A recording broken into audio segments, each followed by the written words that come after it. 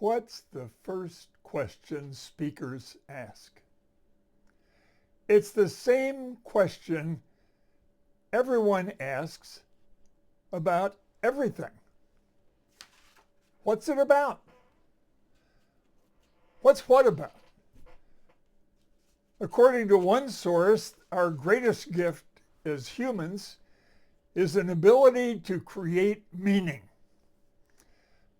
If we create meaning, then we have answered the question, what it's about.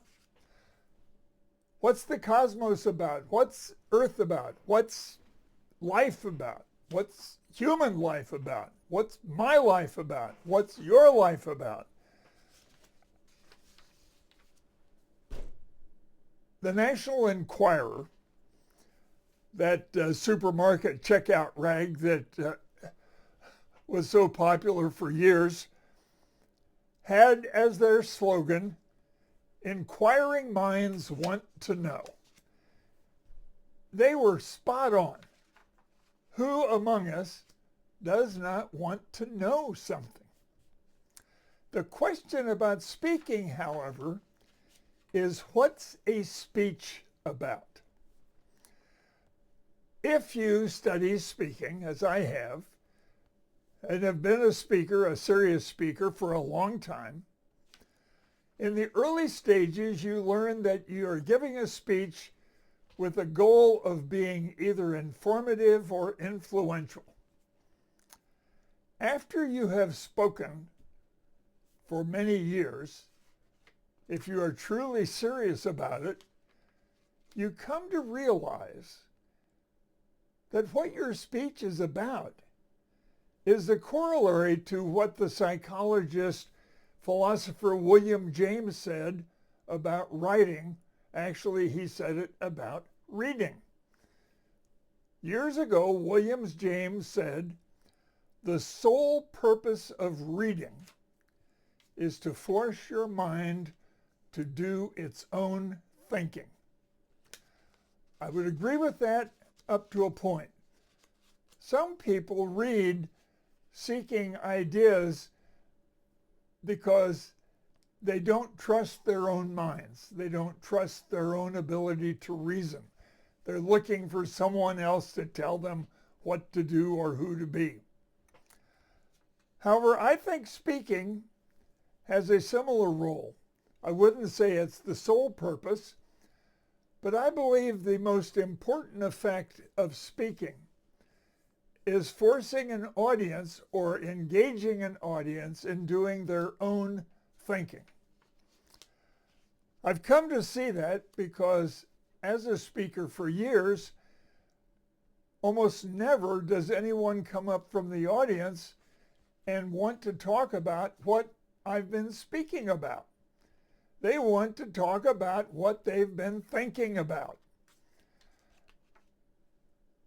Why is that important? Think about it. If, as a speaker, what I am saying is not that important as to its content, but is important as a stimulus or a catalyst to an audience's thinking, wait a minute, it doesn't matter what I'm speaking about. It only matters that I'm speaking in such a way that the audience is thinking. In my case, I've been a speaker a long time, primarily as a teacher, an instructor, or a salesman giving informative sales pitches, or a product manager making presentations to management on the status of certain products or projects we're working on. In those roles, my purpose was to create a listening environment where people could think about the relevance or importance or significance of what I was saying. At this point, you may be thinking, so what? The so what is simply this. Speakers become overly concerned about the structure of their speech, or whether they'll be anxious or nervous, or whether they'll make a mistake. You can't make a mistake unless you've given the audience a script or an outline of what you're going to say. They don't know what's coming next. And the good speakers know how to say what comes next, even when it's off script. Of course, good speakers create a program with a sequence. Here's mine for today. It's just a list of bullets. Each bullet is an item I'm going to speak about. The point I want to make in closing is that neuroscientists have studied the human mind and determined that the human mind works in a particular way. That is, the healthy human mind. The first thing the human mind does is it pays attention to all of the senses, all 6 of them: sight, sound, smell, taste, touch, and the 6th sense, perception. Perception, what it means.